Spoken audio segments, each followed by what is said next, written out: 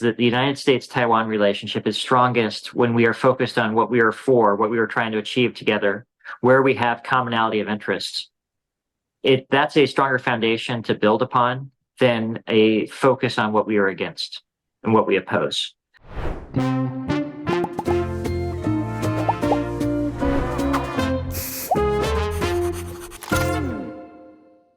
我是范琪斐，我是可心，欢迎收看匪夷所思。好，今天阿姨想知道我们采访的来宾真的非常的大咖啦，就是 Ryan Hass 啊 ，Ryan Hass 他是 Brookings 里面啊，就中国研究中国的应该算是头了吧？是，他真的是对非常名。那他常常呢，在美国媒体在讨论到美中关系的时候，或是美中台关系的时候，都常常访问他。对，那我们这次邀到他也非常的兴奋，因为真的是没有想到。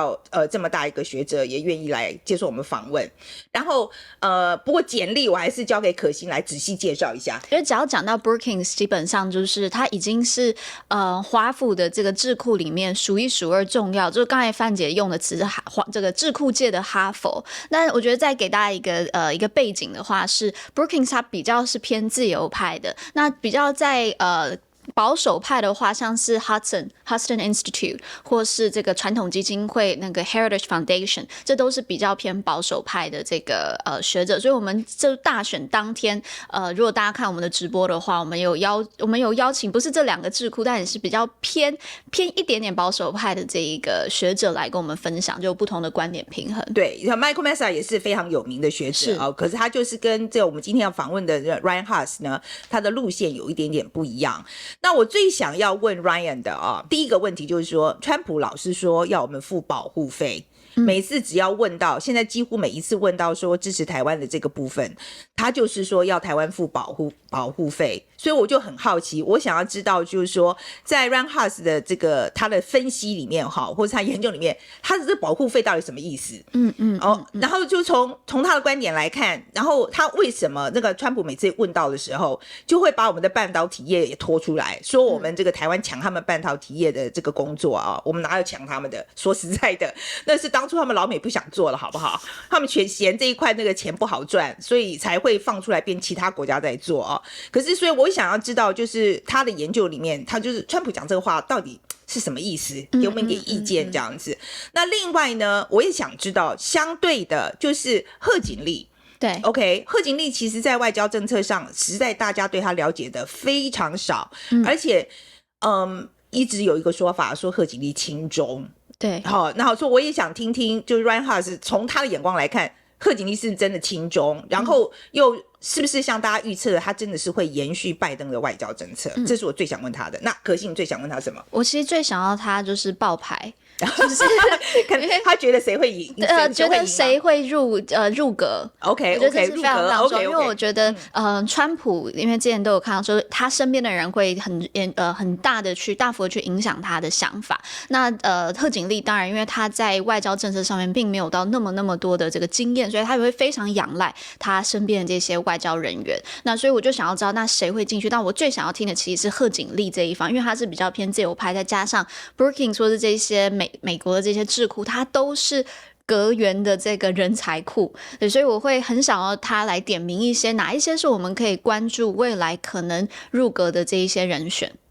那最后还是在进正片之前呢，还是帮我们自己的这个募资再打一下广告，我们真的只差一点点了，真的，大家赶快加油！而且我们在那个大选之后，这个募资就会收起来了所以你如果想要支持我们的话，千万不要再等了 ，OK？ 那我们也非常需要你的支持，也不要忘了在大选当天的就是11月6号，我们台湾是11月6号嘛，在早上9点钟开始，我们就会开始进行直播，我们会播到6个小时，3点到下午3点。我是很希望啦在下午3点，台湾时间下午3点之前，我们会知道结果了。我觉得有点难可能大方向的几个，我觉得会有几个趋势啦，但是像今年那个Georgia 它变成手动算票嘛，所以这都会票很少。哦，对了，对，他票很少。对，因为我为什么会这样讲呢？是因为其实在疫情之前，我们其实在美国的话，美东时间的晚上12点1点左右，大概就会知道，大概就知道了。OK， 那我是希望这一次就可以回到就是疫情前的状况，所以我们 cover 到3点应该是算得很准，应该是会有结果了。OK， 我们希望是这样啦哈。那么在听 Ryan Hass 怎么说之前呢，我们还是先来看一下干爹吧。Hello， 大家，你这个美选集资有没有来参加啊？这一次我们跟敏迪还有美国台湾观测站就一起合作美选直播啊。除了我们会特派员到现场连线以外，也邀请到各领域的美台专家深度来剖析这场选举。我们加入这个募资活动的话，你会有陪跑式的文章，还有 podcast 哦，让你一步步更了解美国的选举。已经参加的朋友记得要去收 mail 啊，领取你的专属回馈。另外呢，今天我们来介绍美选的干爹乖乖。如果你只知道绿色乖乖，你就太落伍了哦。乖乖食堂米果系列呢，就把台湾的在地小吃做成乖乖，还有冬瓜茶呀、荆棘柠檬啊、卤肉饭啊、红烧肉等等，这还乖吗？这感觉很叛逆耶！这荆棘柠檬这很清爽哦，真的很不错。感谢乖乖的支持美选计划，大家也会乖乖的支持募资吧。如果对于美选没有兴趣也没有关系啊，我们剩余的经费会用在匪夷所思的日常营运上面，集资的连结是在影片的说明栏哦。好，现在让我们回正片吧。So Ryan, okay, first of all, thank you so much for doing this for us. So I'd like to start our conversation with something that Trump just recently said, okay? When asked about supporting Taiwan, Trump has now twice stated that Taiwan has to pay. This has left many of us in Taiwan very confused. So what exactly does he mean that by paying, and how much, in what form? And then he often links this idea of payment to our semiconductor industry. So is he implying that we have to surrender our competitive edge in the chip industry to help American companies establish their own? Well, Chafei, I don't know what President Trump meant. So I'm not going to be very good at being a mind reader of him. But what he has said pretty consistently is that he wants Taiwan to pay more for its own defense, and that he wants Taiwan companies to invest more in the United States. And I think this reflects the fact that President Trump is at his core a deal maker who's always trying to use leverage to get a better deal. He and his advisors at various points have talked about Taiwan spending, I think, 10% of its GDP on national defense, which if you look at Taiwan's overall government budget, I believe that would be somewhere around 70 or 80% of its overall government budget. So that's ridiculous. That's not grounded in any analysis or facts. That's just a round number that he and his advisors have used. But the point that they're trying to make, I think, is that they would like to see Taiwan take on greater responsibility for its own defense. Yeah, I think we in Taiwan, we also understand that we have to increase our defense budget. It's just that when hearing that a candidate to say that is kind of, you can understand that we kind of feel like quite shocked about it. Yeah, it's not a very friendly statement. It's not a statement of goodwill. It's not a statement of strategy. It's really just President Trump acting like President Trump. Which is erratic, unpredictable, which he believes are advantages and assets for him of keeping people off balance. Mm-hmm. Okay, but talking about keeping people off balance, I have to look back on how Trump handled Afghanistan. Okay, the negotiation table included only the United States and the Taliban, and the Afghan government had no voice in that process. And similarly, when many experts credit Trump with the success of the Abraham Accords, we don't see the Palestinian people represented at the table. Some argue that this marginalization may have contributed to Hamas' attack on October 7th last year. So when Trump talks about Ukraine and Russia, he claims that he could end the war in 24 hours, which sounds like if he would negotiate directly with Putin and disregarding Ukraine's position. So the pattern raises a concern. Could Trump approach Xi Jinping about the cross-strait conflict and ignore Taiwan's voice? Do you think this concern is legitimate? Well, I think it's an important consideration that people in Taiwan should reflect upon. I understand the point that you're making. I'm not a spokesperson for President Trump, and so I won't make any attempt to defend his arguments or his record. I think that it is important that any future negotiation of any international issue involve the parties involved. In the case of cross-strait issues, I'm not sure that there's a role for the United States to play in negotiation or mediation. This is fundamentally an issue between Beijing and Taipei, and the goal of the United States and its strategy is to create conditions that are conducive over time for the two sides to resolve their differences peacefully without conflict. That's it. It's not the role of the United States to determine how the two sides of the Taiwan Strait should resolve their issues. That's an issue for people in Taiwan. And similarly, in the case of Ukraine, I have yet to meet a single person in the United States who takes seriously President Trump's claim that he could solve the war in 24 hours. That is bluster that is used for a political campaign. It's not serious, and nobody takes it serious. Mm-hmm. So we should not take it seriously either, you think? Well, I will leave it to you to decide how to interpret President Trump's comments. Yeah. But I think that he is a New York real estate developer who likes to speak big and bold and loud and to attract attention and to dominate the narrative and have everyone reacting to him rather than having him reacting to others. And this is probably part of a piece of that. I'd like to talk about John Kelly, okay? He is Trump's longest-serving chief of staff, reportedly described Trump as a fascist in an interview with the New York Times. The strong statement from someone who worked closely with Trump suggests that Kelly observed authoritarian or even fascist tendency in Trump's leadership style or ideology. But well, I don't think there's something new, okay? Because I think a lot of people already think about Trump that way. But do you think Kelly's warning will have any impact on the upcoming election? Do you think it will move the needle a little bit? I'm not sure. I think what General Kelly's comments have done is really focus and concentrate attention upon the fact that President Trump has identified the greatest threat to the United States as the enemy within. In other words, people inside the United States who do not support President Trump's views or vision.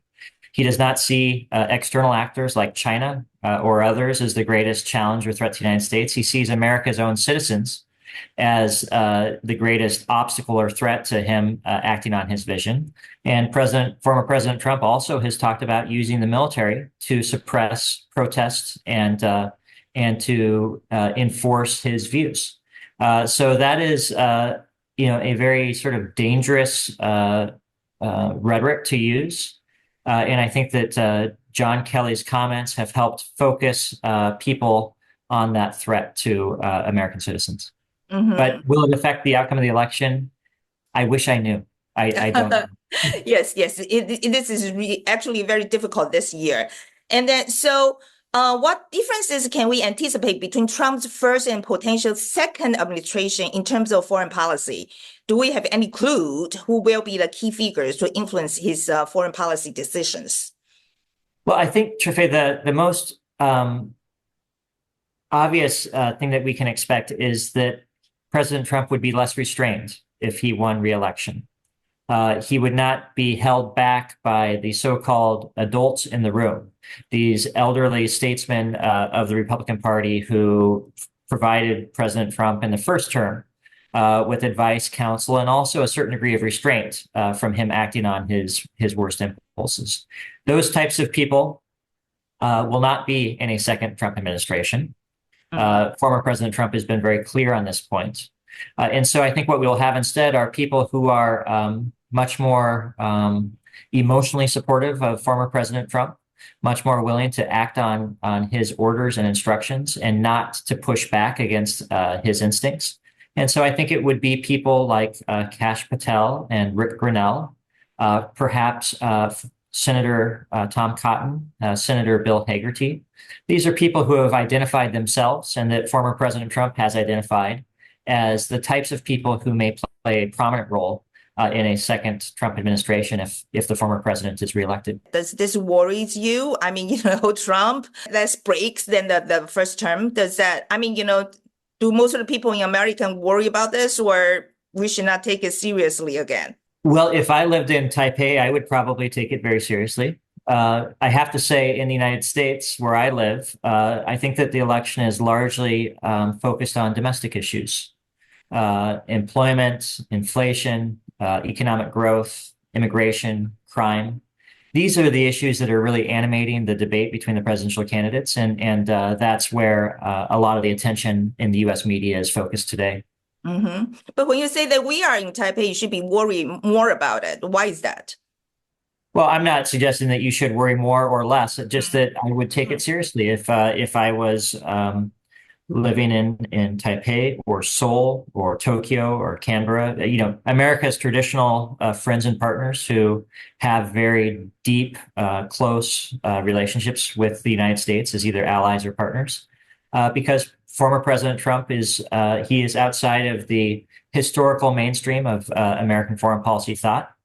To some, that is very concerning. To others, that is a strength. It shows that former President Trump will think independently. He will not be beholden to traditional experts and will put America first.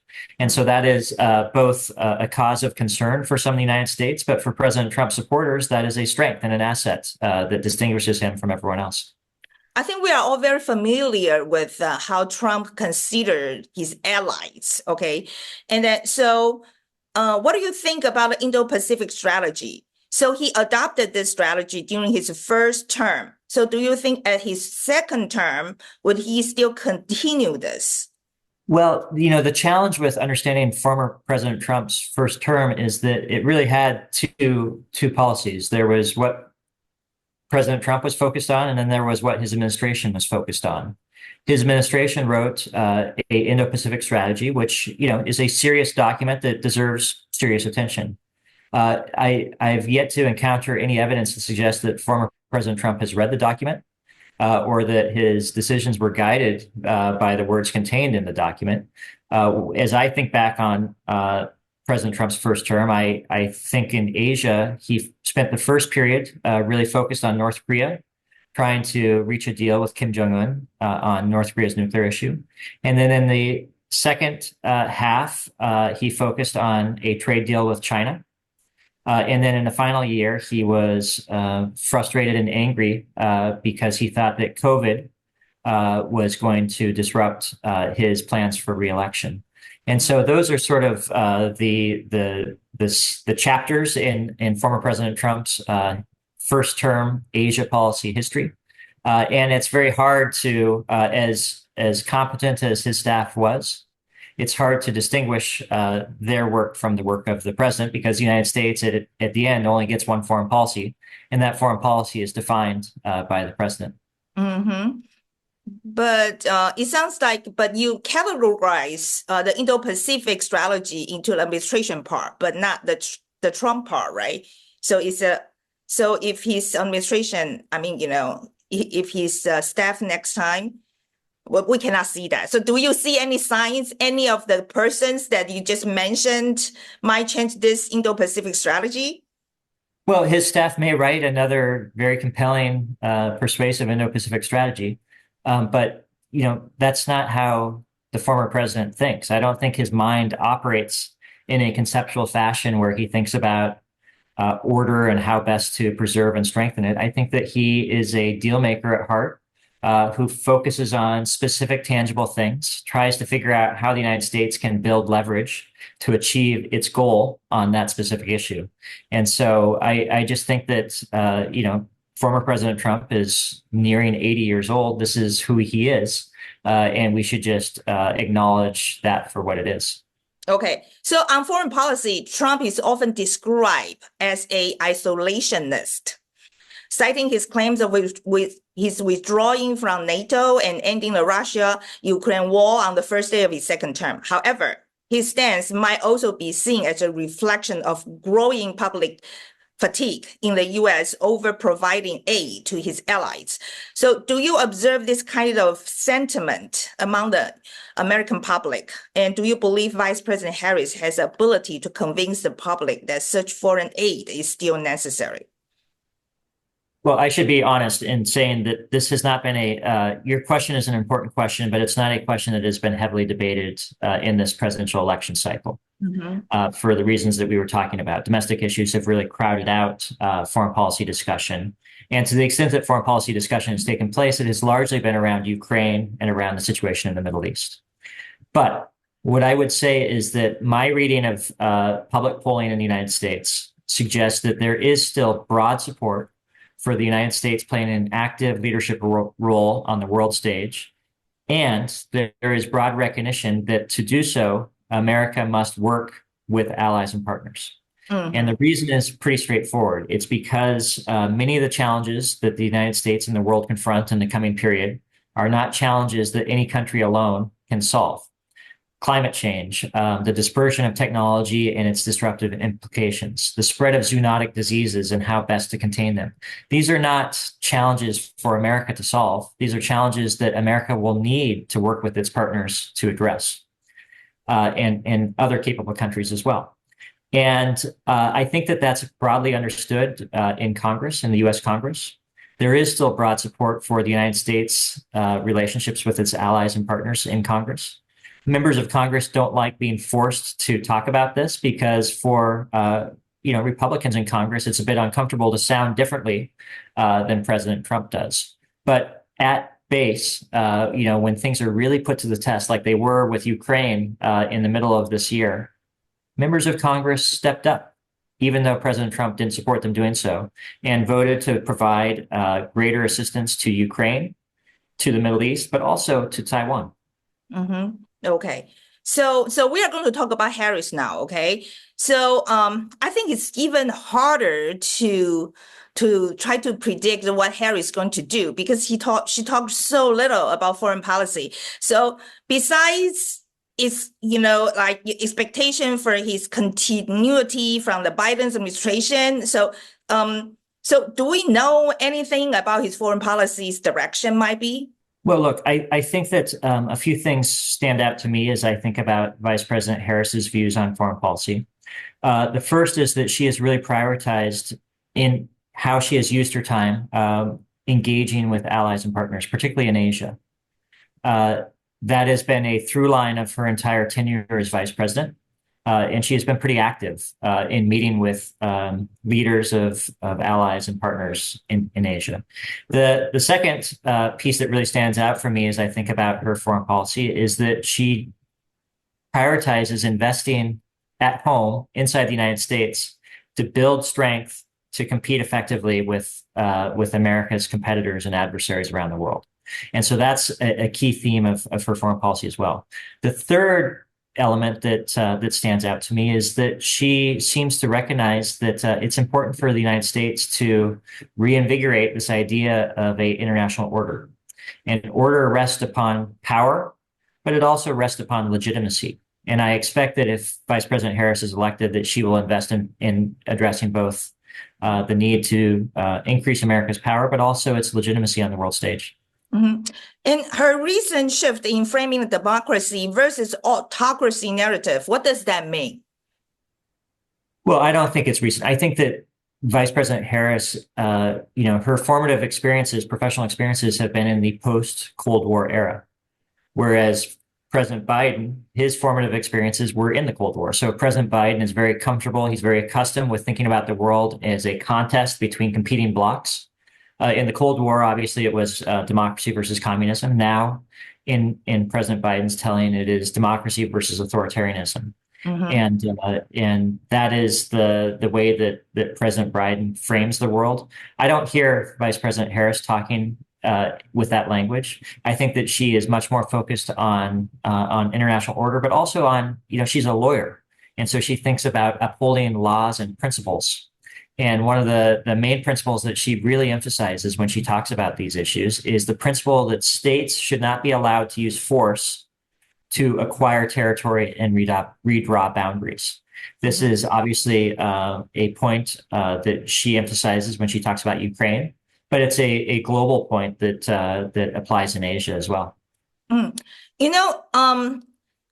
In Taiwan, there is a description about Harris circling around. People kept saying that she's pro-China. Do you see any signs of that? I would challenge anyone who makes that argument to explain it to me. I don't see anything in her record to suggest that she is pro-China. She has invested considerably in what we were just talking about, in working closely with allies to build a dense network of partnerships in Asia, in investing at home, in restricting the transfer of sensitive technology to China. But she also has been clear that she thinks that dealing directly with China is an important element of managing this really complex and consequential relationship. So I don't think that speaking with your competitor or your adversary, depending upon your point of view, is a gift. I think that it's just a responsible thing to do to clarify each side's intentions and to shrink space for miscalculation. Mm-hmm. And so do we have any clue of the potential candidate to lead her foreign policy team, especially in relation to Asia? I wish I knew. I want to know. I want more so badly. I will guess, for the sake of our conversation, that Phil Gordon, who is currently her national security advisor, will maintain a prominent position if Vice President Harris is elected. I will also guess that Bill Burns, who is currently the director of the Central Intelligence Agency, will continue to have a very important role advising Harris if she wins the election. Bill Burns is universally respected by Democrats and Republicans. He is one of the wisest people in Washington, D.C., and I think that the United States would benefit by his continued service. Okay, we are going to look into all these names, okay, you just mentioned. And then, so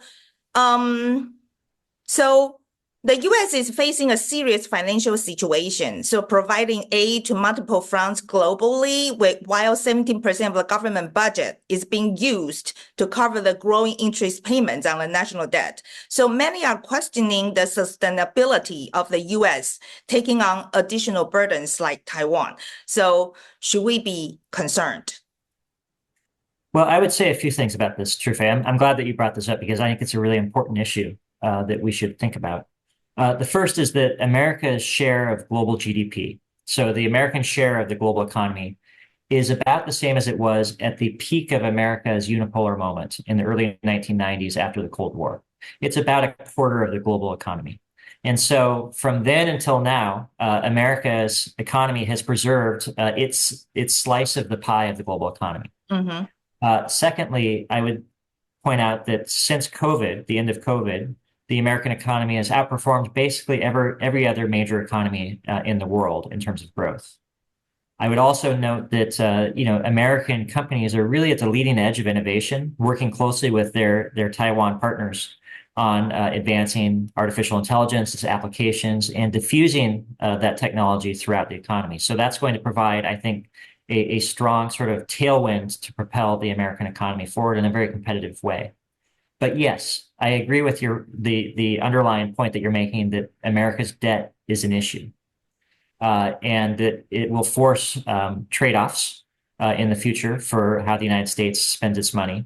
I think it's appropriate for America's allies and partners to ask about this. And I guess what I would say is that the more that Taiwan demonstrates its seriousness of purpose in defending itself, the stronger of a case it will make to the United States and its taxpayers that it is a strong partner with whom the United States should continue to invest as it has been for decades. Mm-hmm. So looking at the current U.S. elections, so how do you assess the state of American politics? Is it becoming more divisive, or do you sense the beginning of a healing process? More importantly, how do you think U.S. domestic politics will affect its policy toward Taiwan in the coming year? That's a big question. And I think it's hard to answer today. I think a lot of the answer to that question will depend upon the outcome of the election. I think that if former President Trump wins election, which there's a 50-50 chance that he will, then he has threatened to use military force on what he describes as the enemies within, people inside the United States who oppose his vision. That would lead to an extraordinarily divisive period in American politics, which would take the country in a dark direction. If Vice President Harris wins, I think that there is a possibility of a certain degree of renewal in the American political system, because former President Trump has already made clear that he will not run for office again. This is his final campaign.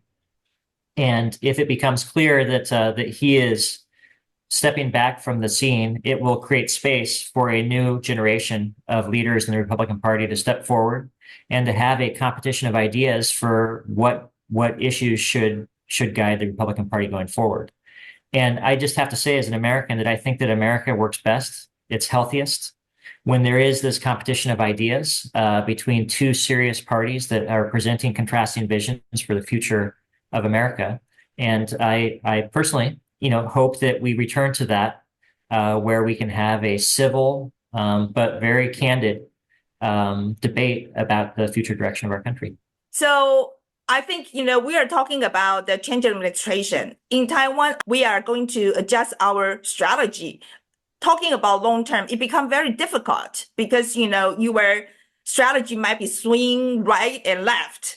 So what should we do from your point of view? Well, Trifei, I would just offer a few thoughts. The first is that even during former President Trump's first administration, the US-Taiwan relationship grew. So for over 45 years, the US-Taiwan relationship has been pretty steady and pretty consistent. But I can't tell you if President Trump wins re-election, how he would approach Taiwan and whether or not there would be consistency. What I would say is that you're not alone, that many other countries around the world are also navigating a similar set of questions and issues, and also that Taiwan is doing important things itself to strengthen its position in Asia and around the world. And I think that these include its investments in domestic resilience, its investments in its own asymmetric defense, its efforts to really increase awareness of the important role that Taiwan plays in the global economy, and its active diplomacy to try to build stronger relationships with partners around the world. So I think that Taiwan is taking important steps, and I encourage them to continue moving down that path. Okay. All right. So Taiwanese people have mixed feelings when considering U.S. political figures like Trump and Harris. So on one hand, we hope for a president bold enough to push back against China's expanding red line. But on the other, we also seek someone predictable who can unify the U.S. government. So how do you see this balance unfolding? Well, I think if the Taiwan people are divided about the choice that the American voters will have, they're just like American people too, because the American public is almost equally divided, 50-50, between support for President Trump and support for Vice President Harris. What I would say is that, President Trump really wants to make the debate about a debate between strength versus weakness, to argue that he is strong and tough and that he alone is capable of protecting the United States and its friends from a hostile world. And Vice President Harris wants to talk much more about competence versus chaos, that she represents a competent management of America and the world, and that President Trump represents chaos. And, ultimately the American people will decide on November 5th, and then the world will adapt. Yeah, and then we have a 50-50. All right. So in early September, you introduced the concept of a shared affirmative vision for U.S.-Taiwan relations in your open ad for the Taipei Times. Could you explain this concept and highlight the challenge or issue you aim to address through it? Well, thank you for bringing that up. The main point I was trying to make is that the United States-Taiwan relationship is strongest when we are focused on what we are for, what we are trying to achieve together, where we have commonality of interests. That's a stronger foundation to build upon than a focus on what we are against and what we oppose.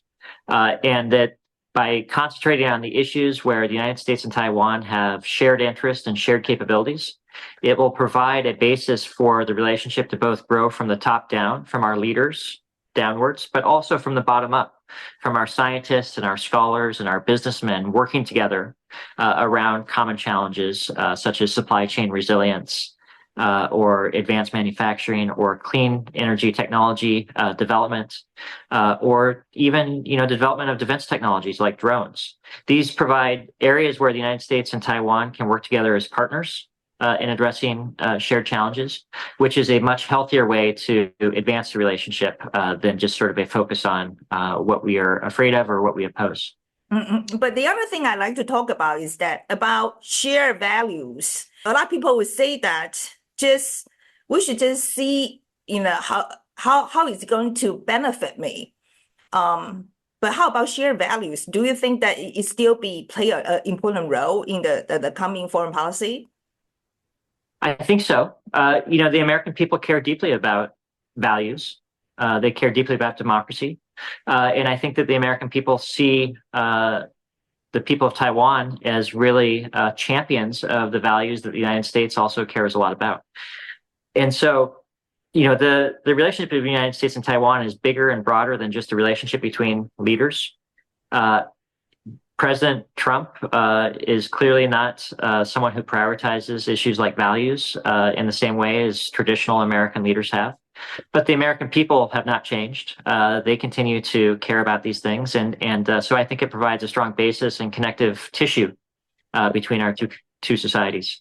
Okay. And then China has intensified the efforts to undermine Taiwan's sovereignty through gray zone tactics, legal warfare, and public opinion manipulation, both domestically and globally. In your view, what's the best strategy for Taiwan to counter these comprehensive efforts? Well, it's a hard question. I don't have a simple solution to it. But I think the first thing that we should acknowledge is that China's pressure has increased. And so if we just continue doing more of the same while China increases its pressure, we're going to find Taiwan in a less advantageous position over time.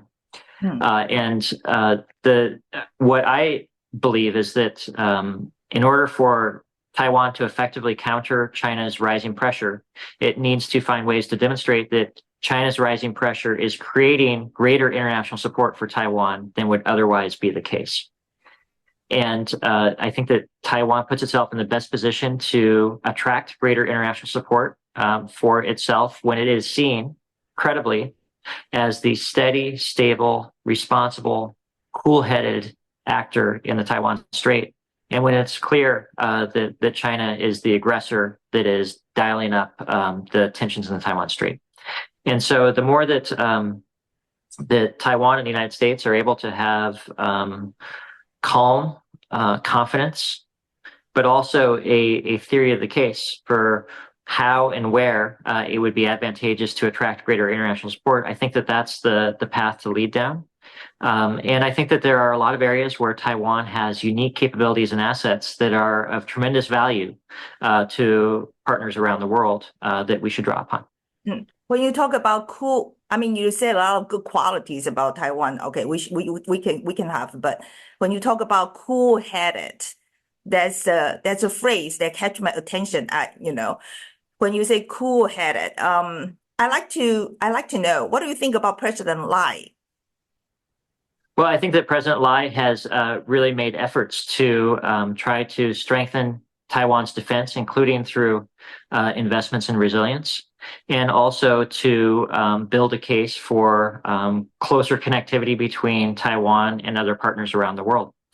So I think that we should acknowledge and applaud those efforts because I think they're important. Mm-hmm. What they do is they help disabuse any notion in Beijing that China could achieve its goal of asserting control over Taiwan at low cost or risk.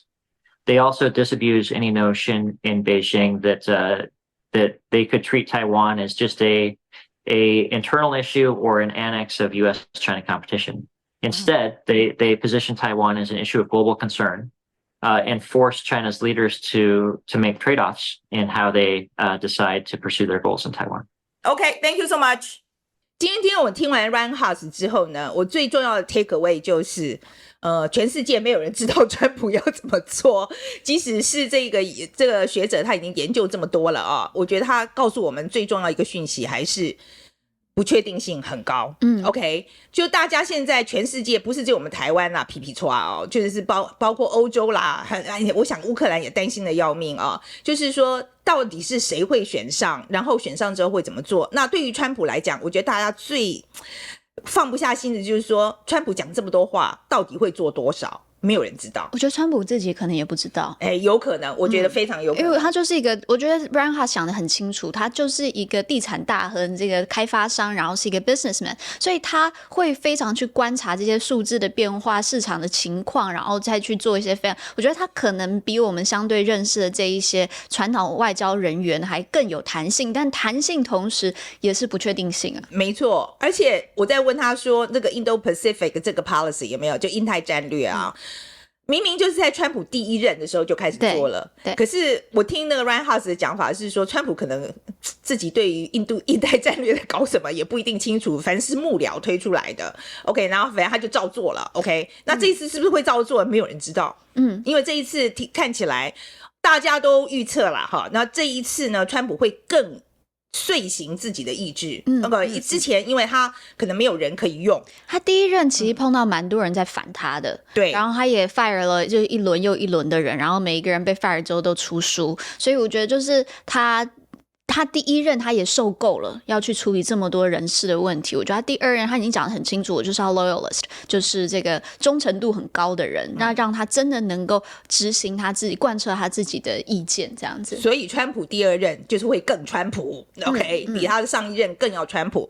那至于贺锦丽的部分啊，贺锦丽的部分我交给可心来讲好了，因为我觉得 Ryan Hass 这一次讲其实我觉得贺锦丽虽然是讲的不错啊，算是把他的路线第一次我听到有人把他整理的不错，我觉得他给我们用更好的这个角度去认识贺锦丽，包括他提到就是贺锦丽他是一个法学出身的人嘛，那他虽然我们一直讲说他会是拜登 2.0， 但从他的这个生长背景还有他的这个经验来看，他跟拜登其实还是会有一些不一样。像 Ryan Hass 他就提到说，拜登他会有这个冷战时期的这个 mindset， 因为他就是那个时代下面的人嘛，但是贺锦丽他并没有这样子的 mindset， 加上他是一个法学出身的检察官出身的人，所以他很注重的是 principle 原则，然后会想要去建立这个 international order 国际的这个秩序，所以我觉得这件事情是蛮重要的一个切角去了解贺锦丽，这是我蛮大的收获。OK， 然后另外一个呢，我就是要讲到说，在国际现实上的确啊，我想大家都得要承认了啊，国际现实上利益就是摆在最前面。然后可是问题是，今天我跟 Hass 讲完之后呢，我真的觉得利益其实还是要看你的价值观怎么样判断。所以价值观，因为你比如说你价值观不一样的时候，有些事情对别人来讲可能是很重要的事情，对你来讲就是不重要。这其实跟之前我们访问那个朱敬一院士的时候也蛮类似的一个论述，就是强调这个价值。那我觉得 Ryan Hass 他在这边有提到，就是因为范姐那时候有问，就是说比较像是现实主义跟自由主义的这个拉扯。那 Ryan Hass 他很清楚的讲到，就是说还是美国是注重价值的。其实我觉得是我觉得其实美国，就我的对美国的了解，它比其他的族裔或是比其他的这个国家更浪漫。我觉得是而且我觉得他们对于民主的这个概念，自由、民主自由这个概念，他们真的非常的坚持。对，然后我觉得甚至有些时候，像有些我真的有接触到一些川普的选民他们其实也不是说真的念很多书的人。可是我觉得他们是有很多人，他是愿意为了民主自由或是自由的这个概念，他牺牲他个人的利益，他是 OK 的耶。他不是完全是用自己的利益来考量这件事情的。对，所以我觉得从这个角度来看，我其实一直都觉得美国人民是一个非常理想化的人民。理想化，说真的，我觉得也还蛮善良的，在某种程度上。然后当然会有人说他们很naive很天真，但我觉得就有时候这种就是世界大国或是这个世界警察，多多少少还是需要有一个天真，他才能去形塑这个国际秩序。那当然也是因为美国强很久了，对，我觉得这个有关系啦，家里有钱嘛所以我觉得他可以比较容易讲理想这个东西啦好，那我觉得今天对于这个 Ryan Hass 的讨论我们就到这边，最后再提醒大家一次，募资赶快去参加，就差你了 OK。好，那如果喜欢我们节目的话，应该要按赞、订阅、分享、抖内，谢谢大家。拜拜。